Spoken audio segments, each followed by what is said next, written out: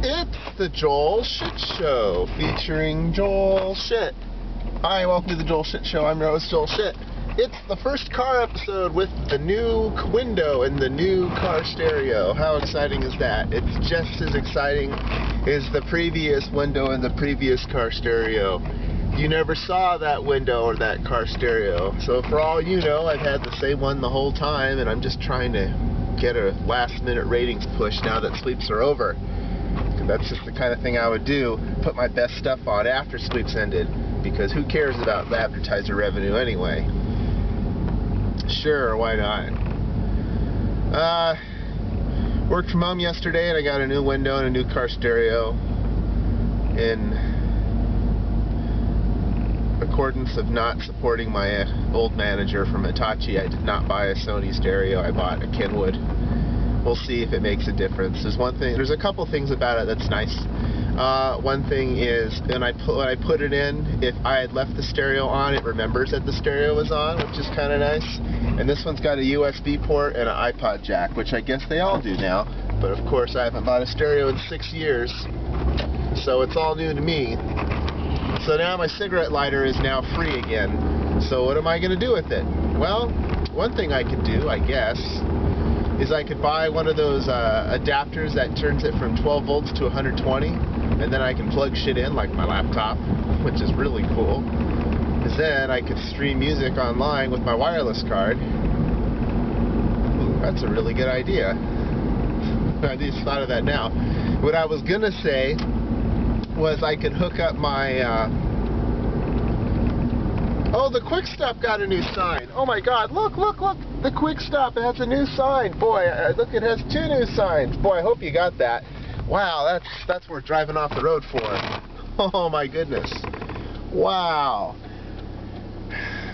So what I was originally going to say was, is by turning my cigarette lighter into an outlet, I could plug in my external drive and plug the external drive into the USB port on the stereo and play my music off of that. But instead I could go to Lala and I could play Lala in my car, which the only thing missing would be like my podcasts. But I could put my podcasts on a memory stick and then I could play those if I wanted to. Wow, that is a brilliant idea. I am really proud of myself for thinking of that. See, there's something for me in this show every day, and hopefully there's something for you too. But I don't have time to worry about you right now. So I got that taken care of. Because I didn't go to the KSCU station meeting on Tuesday night because I was busy getting my car taken care of, I never got to drop off the CDs I reviewed, so I dropped those off yesterday at the station, and I went to the post office and mailed a bunch of shit to France and Canada that I sold on eBay, and also I returned something my girlfriend bought online she didn't want, and I forgot to put insurance on it, but she said that's okay, so I'm just going to have to trust that it is. And I went to the credit union and deposited my check from Aces Up, because I worked an Aces Up event on Saturday, although I don't remember talking about it on Sunday's episode. I don't really remember anything right now, because it's 5:20 in the morning on a Sunday. I thought about what happened, and I got a consensus from the guy at Best Buy, where I bought the stereo. The guy that replaced the glass on my door, who they came to me, by the way, SpeedyGlass.com. That's the shit right there. SpeedyGlass.com, 260 East Virginia Street, San Jose, California. That is where you should go. And they all said the same thing. Gang initiation, didn't know what they were doing. They found the faceplate, but they couldn't get the actual stereo out, but they already had the faceplate, so they said, well, we got to show something. Or even more possible is they thought the faceplate was all they needed, when it's actually the least important and most replaceable part of the stereo. Although my stereo is so old that they don't really make them anymore, and I didn't want to look for one, I'd rather just buy a new one, so I did. So now I have a stereo. It was $135 because it was an open box item, because it was the last one. The one that I wanted at the first Best Buy I went to was $6 more, and it was discontinued, but they couldn't have installed it until 8 because they were backed up. But the one by my house that I forgot about when I went to this Best Buy, they only had one person ahead of me, and so they got me done by 5:15, and that was nice.